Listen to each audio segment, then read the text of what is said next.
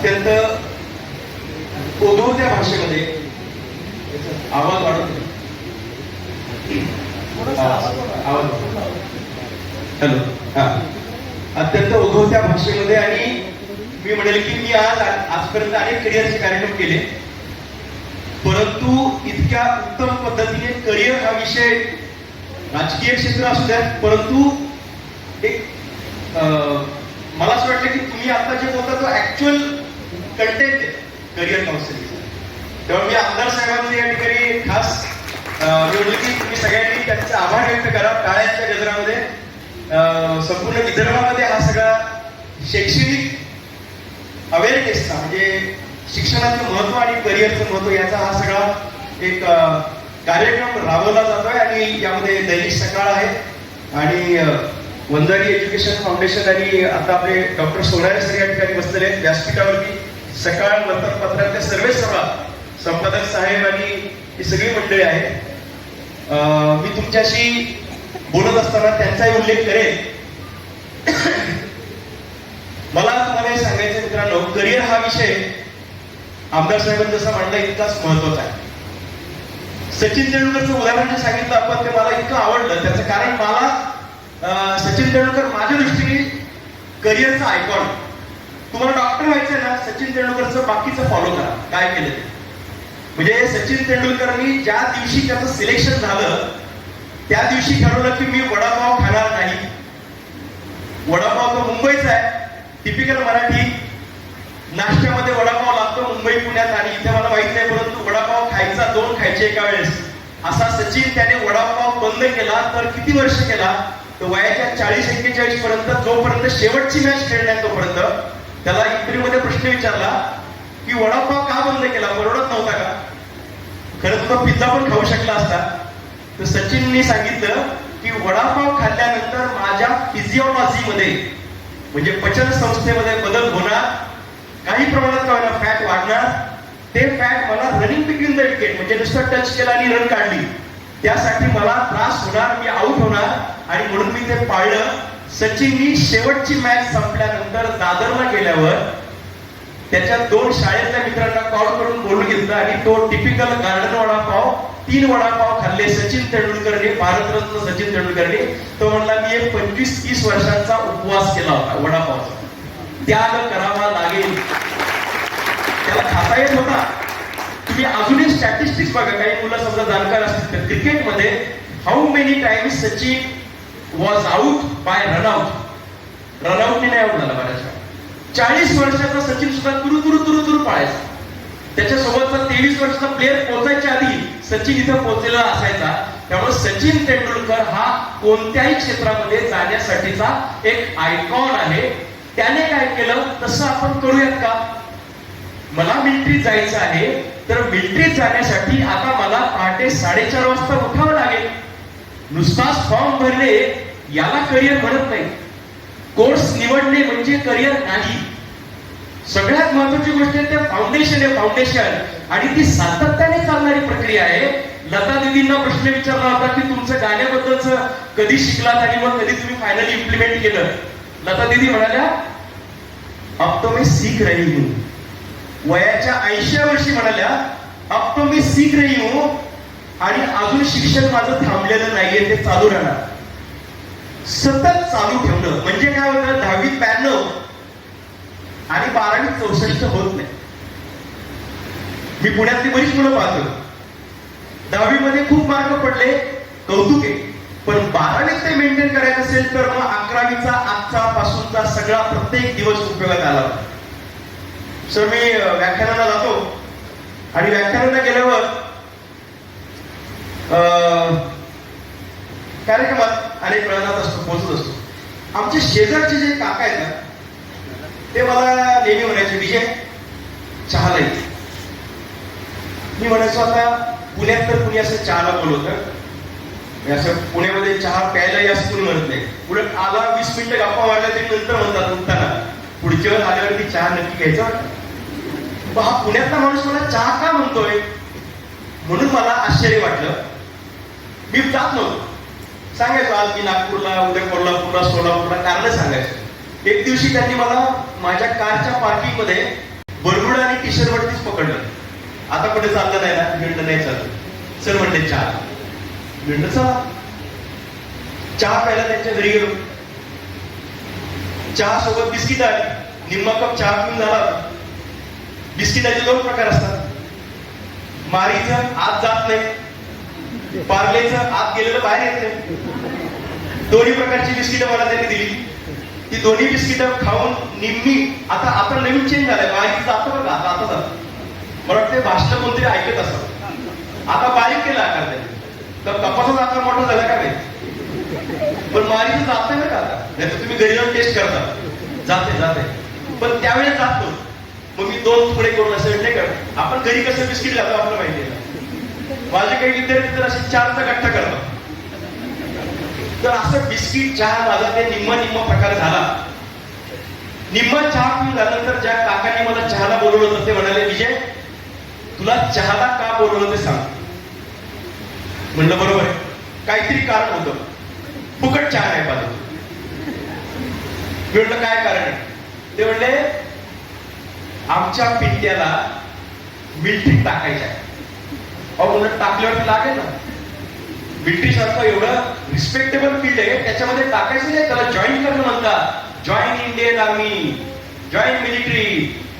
तर ते म्हणलं नाही जसं म्हणाला होता की आई वडिलांची स्वप्न. ते म्हणाले मी नाही जाऊ शकलो, माझं पोराला तरी मी टाकणार. म्हटलं कुठे तुमचा पिंट्या. त्यांनी पिंट्याला हाक मारली. पिंट्या किचन मधनं बाहेर आला. चालत नववधू प्रिया मी वावरते. नाचत आला. मी म्हणाला हा पिंट्या का, म्हणजे हा याला जायचं का मिलिटरी.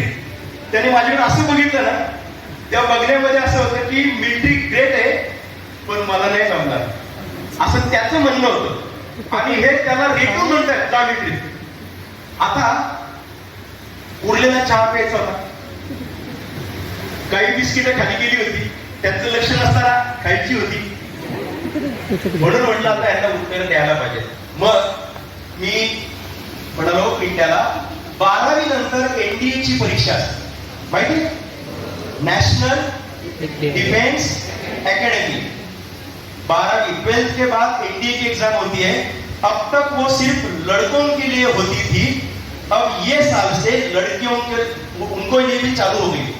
लड़कियां और लड़के दोनों के लिए अफसर बनने के लिए, अगर आपको एडमिरल बनने का है, एयर चीफ मार्शल बनने का है, इंडियन आर्मी में टॉप पोजीशन पे जाने का है, तो सिर्फ एक ही एग्जामिनेशन है, ती म्हणजे एनडीए ची परीक्षा. 12वी नंतर एनडीए ची परीक्षा 16.5 ते 19.5 2-3-4 वेळा ती परीक्षा आपल्याला देता येते.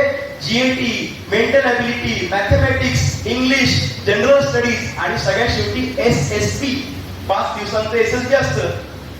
तुम्ही नाना पाटेकरचं जर प्रहार पिक्चर पाहिला असेल तर त्याच्यामध्ये त्यांनी दाखवलेलं ते कसं असतं ते.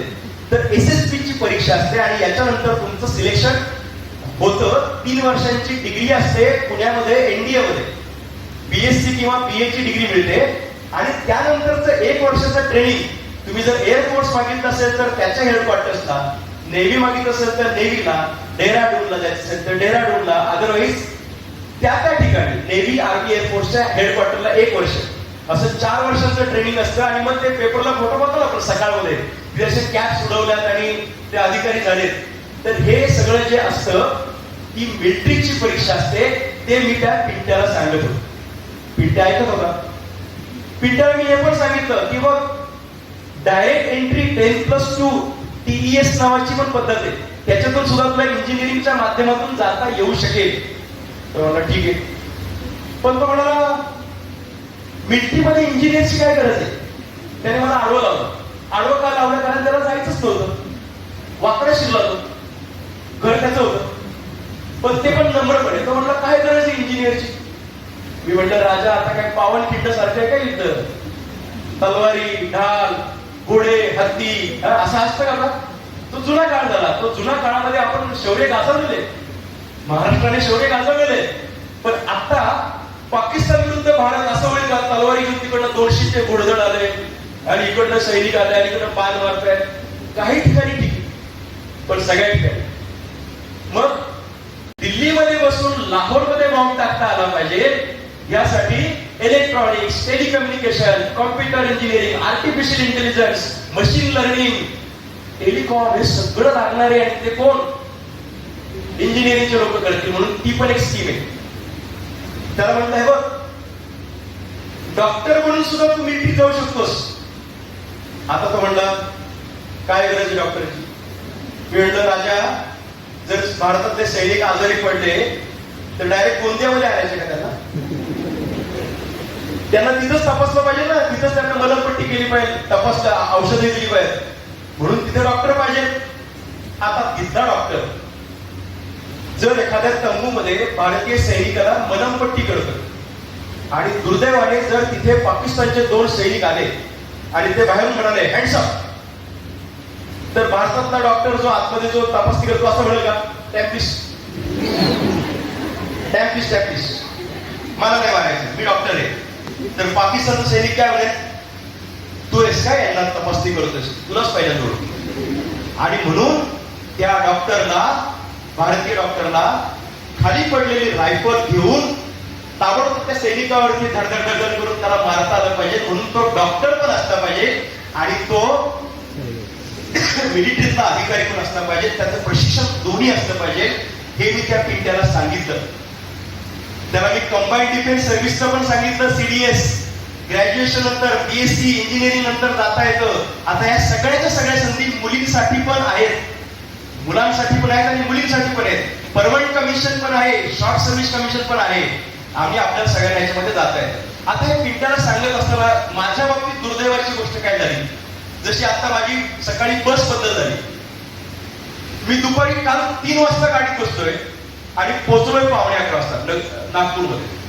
तसं पिंट्याला मी सगळं सांगत असताना माझ्या बाबतीत काय घटना घडली. पिंट्याची आई किचन मधनं बाहेर आली, चपात्या करत असावी कारण हातात लाटणं होतं.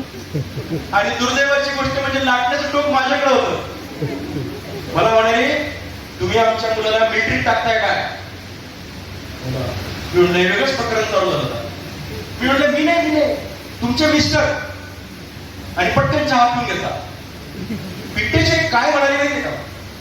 पिट्टेचे म्हणाली, अहो नवले सर, आमचा पिट्ट्या दिवाळीत पलीकडे 4 फटाके वाजले ना आतल्या रूम मध्ये पडते.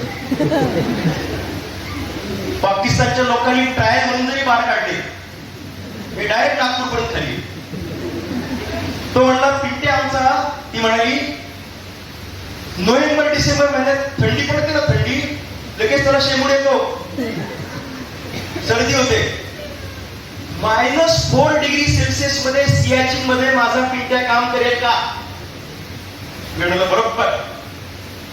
मला तेवढं म्हणून माझी बिस्किट पण संपली, चहा पण संपलाय. काय कोण काउन्सिलर आहे? कोण आहे? पिंट्याचे वडील काउन्सिलर आहे, मी काउन्सिलर आहे का पिंट्याची आई काउन्सिलर आहे? पिंट्याची आई. आपल्या प्रत्येकाच्या घरामध्ये आपले पालक हे आपल्याला ओळखत असतात. मला तुम्हाला हे सांगायचंय की तुम्हाला जे काही स्वप्न पडलंय, पायलट व्हायचंय, एअर होस्टेस व्हायचंय, मर्चंट नेव्ही मध्ये जायचंय, डॉक्टर वगैरे वगैरे, पहिल्यांदा आई वडिलांशी बोला. आई वडील म्हणतील, आई वडिलांना तुमच्याबद्दल आणि करिअर बद्दल कुणाच्या बद्दल माहिती सांगावं.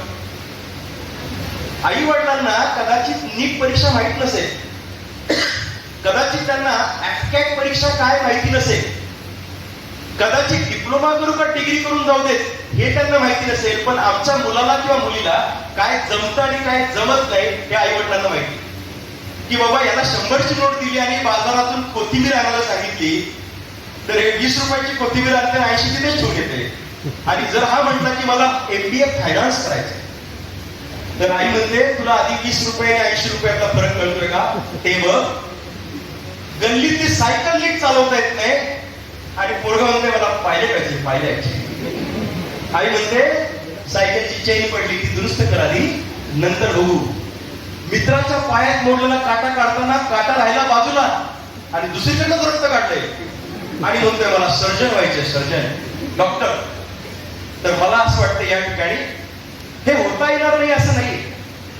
तुमचं इंग्लिश कच्चे म्हणून तुम्हाला एअर होस्टेस होता येणार नाही असं नाही. तुम्ही हात थरथर कापतो म्हणून तुम्ही डॉक्टर होणार नाही असं नाहीये. तुमचं मॅथमॅटिक्स कच्चं आहे म्हणून तुम्हाला इंजिनिअरिंगला जाता येणार नाही असं नाहीये. फक्त एक त्यासाठी मेहनत करायला लागेल. आता इथे मला काही शाळेतली, काही ज्युनियर कॉलेजची, काही कॉलेजची मुलं दिसत आहेत, काही पासआउट दिसत आहेत, काही शिकणारी दिसत आहेत, काही पालक दिसत आहेत. मला तुम्हाला एक मुद्दा सांगायचा आहे. प्रयत्नांचं फळ किती असतं बघा. नळाच्या तोटीतून पडणारा, गळक्या नळातून पडणारा थेंब, पाण्याचा थेंब, टिपी टिपी टिपी पडतो ना खाली. आता 4 महिन्यांनी काय होतं सांगा बरं. खाली जर सिमेंट कॉन्क्रीटचा जर असा बेस असेल तर काय होतं 4 महिन्यांनी? इथं काय होतं? गड्डा. त्याला खड्डा पडतो. सिमेंट कॉन्क्रीटला खड्डा पडतो पाण्याच्या थेंबामुळं. फिजिक्स आणि विज्ञान काय सांगतं? फिजिक्स आणि विज्ञान सांगतं की कोणत्याही कडक गोष्टीमुळे मऊ गोष्ट कापली जाते. कात्रीने कागद कापला जातो, कागदाने कात्री कापली जात नाही. पाणी आणि कॉन्क्रीट याच्यामध्ये कडक आहे कॉन्क्रीट, पाणी आहे मऊ. म्हणजे कसं माहितीये का, समजा मी असं थोडं कॉन्क्रीट घेतलं आणि इथं बसलेल्या एका विद्यार्थ्याच्या तोंडावर एकदम लक्ष नसताना टाकलं तर त्याला डोळ्याला लागेल, डोळा लाल होईल, इथं खरचटेल, रक्त येईल, बरोबर ना. आणि तो एकदम असा भांबावून जाईल, चिडेल माझ्यावरती, म्हणून काय कुठं आलास तू. पण तेच जर मी पाण्याचं असं हे घेतलं, मूठभर पाणी, आणि त्याचं लक्ष नसताना असं टाकलं त्याच्या अंगावर, तो असं म्हणेल सर पडतंय का. पाण्यामुळं त्याचे काही केस जाणार नाही, डोळा बाहेर येणार नाही, रक्त येणार नाही. इतकं मऊ मुलायम पाणी कॉन्क्रीटला खड्डा पाडतंय. काय कारण काय? खड्डा का पाडते? यस, वो कंसिस्टेंसी से वहीं पे गिर रहा है. वो पानी का जो बूंद है ना, वो वहीं पे जा रहा है. एकाच ठिकाणी सातत्याने न दमता न थकता पाण्याचा थेंब तिथेच पडतोय, तो खड्डा करतो.